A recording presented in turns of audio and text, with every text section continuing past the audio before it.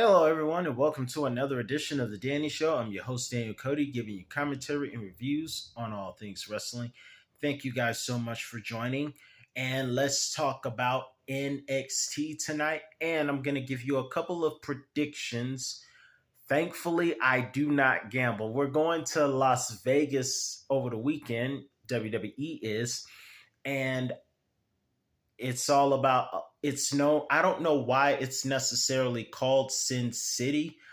I guess, well, I ain't gonna talk about that, but I guess because it's a lot of gambling. I don't know. There's another reason it's called Sin City. I'm not gonna necessarily speak on that, but hey, um any event, Las Vegas is a pretty cool place to visit, I must say, um especially with the waterworks. But let's talk about NXT and give some predictions without gambling, because I don't gamble. And I don't gamble. I'm going to tell you guys something funny about me. I don't like to gamble socially, because social gambling always ends up in a WWE Royal Rumble. I mean, really, it does sometimes. But let's talk about it. Tonight, we had promos from both Steph for the women's division, including Stephanie Vakir, Jada Parker, Jordan Grace, and of course, Julia. Now, with the promos, and if you watch LFG, they tell you that the promos really make people believe in you, and they know what to feel about you based on the promos that you give.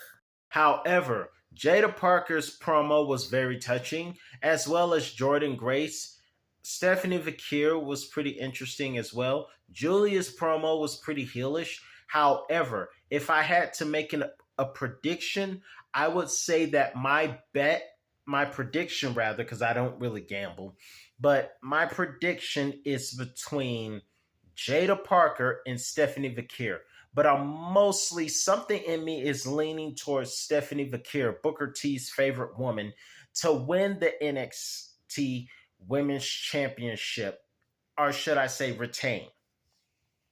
We also found out who will be in the women's ladder match for the North American Championship. Lola Vice, as expected, qualified. Speaking of Lola Vice, can I just say, I know good and well, I don't know if I'm missing something, but did I hear Booker T say that he would love to take that rear end shot from Lola Vice? How is this guy not on the couch? I just don't get it. Maybe if I misheard something, because I saw the show in full, but if I misheard something, you guys let me know. But did Booker T say he would love to take a rear end from Lola Vice?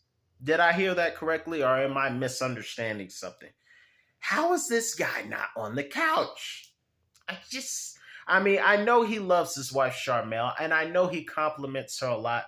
And there was a recent short on WWE's Vault where he gave compliments about how much he appreciates Charmel. So can we please just say there, because you are really getting yourself into a lot of trouble between Stephanie Vakir and Lola Vice. This guy really does have a death wish or a divorce wish. I mean, WWE is wrecking homes. Yesterday, somebody had a sign said they would leave their husband for Roman Reigns. Now we got Booker T saying a whole bunch of things about how much he likes Stephanie and Lola. This shucky ducky quack quack, if he's not careful, he's gonna be quacking with the ducks. I'm just saying. Moving on. My money's on, as far as who will win that ladder match. We saw the return of Thea Hale. And I know my money is between Thea Hale and Kalani Jordan. That's who I'm between. I'm between those two, to be honest with you. Of course, we have Hank and Tank, who survived the entire gauntlet to go up against Fraxium rather. I was hoping Hank and Tank would win, but I gotta be honest. My prediction for Hank and Tank versus Fraxium is a prediction I do not have one for. I don't have a bet for that one. And thankfully, I don't gamble because I really don't know who to pick for that one. Of course, we also have Ethan Page qualifying to face um, Ricky Saints for the North American Championship, the men's version. My prediction is Ricky Saints to retain the North American Men's NXT Championship. That I believe. Now I could probably make some money gambling off of that, but let's not do that. I don't want to do that. I don't want to. I might have one, but in any event, moving forward, I think that covers everything. I believe the last thing to talk about is the NXT Triple Threat Men's Championship. First of all, this is pretty historic. Last year, Trick Williams and Carmelo Hayes became the first two black wrestlers, male wrestlers, to main event an NXT event.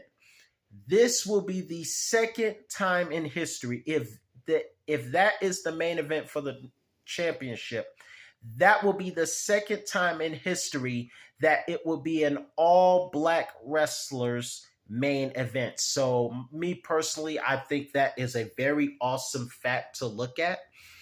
But watching this segment, the mic segment between all three of these guys before the event, first of all, Javon Evans, pull your pants up.